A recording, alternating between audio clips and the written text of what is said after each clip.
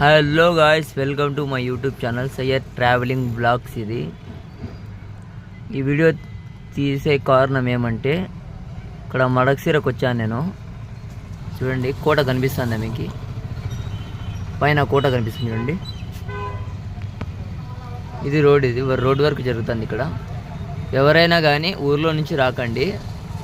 ఊరు out side నుంచి ఎట్లా వస్తే కొంచెం ముందరకు వస్తే రైట్కి తిరుక్కుంటే రైట్ నుంచి ఎక్కి మళ్ళీ ఇట్లా కొంచెం టర్న్ చేసుకొని రావాలన్నమాట. చూడండి, వర్క్ అయితే జరుగుతుంది.